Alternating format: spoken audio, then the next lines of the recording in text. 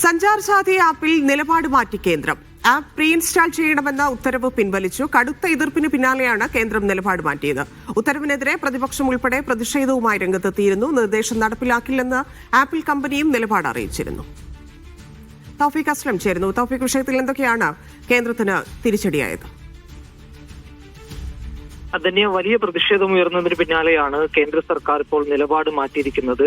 App ഇനി മുതൽ ആ ഫോണിൽ പ്രീ ഇൻസ്റ്റാൾ ചെയ്യേണ്ട എന്നുള്ളൊരു നിർദ്ദേശമാണ് ഇപ്പോൾ നൽകിയിരിക്കുന്നത്. നേരത്തെ മൊബൈൽ കമ്പനികളോട് ഇനി മൊബൈൽ ഫോൺ പുറത്തിറക്കുമ്പോൾ ഈ സഞ്ചാർ സാഥി ആപ്പ് കൂടി ഇൻസ്റ്റാൾ ചെയ്ത് വേണം പുറത്തിറക്കാനെന്നായിരുന്നു കേന്ദ്ര സർക്കാർ നിർദ്ദേശം നൽകിയിരുന്നത്. അതാണ് വലിയ വിവാദമായി മാറിയത്. പിന്നീട് ഇന്നലെ കേന്ദ്രമന്ത്രി തന്നെ ഇതിലൊരു വ്യക്തത വരുത്തിയിരുന്നു. ആപ്പ് ആർക്ക് എപ്പോൾ വേണമെങ്കിലും ഡിലീറ്റ് ചെയ്യാൻ സാധിക്കും. ആരെയും നിർബന്ധിപ്പിച്ച് ആപ്പ് മൊബൈൽ ഫോണിൽ ഇൻസ്റ്റാൾ ചെയ്യണമെന്ന് സർക്കാർ ഒരു നിലപാടെടുക്കില്ല എന്ന് ജ്യോതിരാദിത്യ സിന്ധ്യ ഇന്നലെ മാധ്യമങ്ങളോട് പ്രതികരിച്ചിരുന്നു. അതിന് തൊട്ടു പിന്നാലെയാണ് ഇപ്പോൾ ഔദ്യോഗികമായിട്ട് തന്നെ കേന്ദ്ര സർക്കാർ മൊബൈൽ കമ്പനികളെ ഇക്കാര്യം അറിയിച്ചിരിക്കുന്നത്.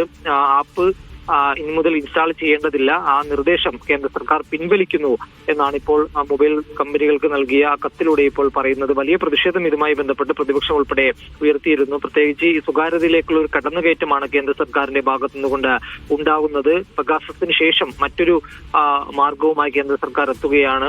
രാജ്യത്തെ പ്രമുഖരുടെ അവരുടെ സ്വകാര്യത ഉൾപ്പെടെ ചോർത്താനുള്ള ഒരു ടൂളായിട്ട് ഈ ആപ്പിനെ മാറ്റുകയാണെന്നാണ് പ്രതിപക്ഷം ഉൾപ്പെടെ ആരോപിച്ച് രംഗത്തെത്തിയത്. സഭയിൽ ഉൾപ്പെടെ ഈ വിഷയം ഉയർത്തുമെന്നും ഇതിൽ വലിയ പ്രതിഷേധവുമായി മുന്നോട്ട് പോകുമെന്നും പ്രതിപക്ഷം പറഞ്ഞിരുന്നു. ഇതിന് തൊട്ടു പിന്നാലെയാണ് കേന്ദ്ര സർക്കാർ നിലപാട് മാറ്റിയത്. ശരി, തൗഫീഖ്.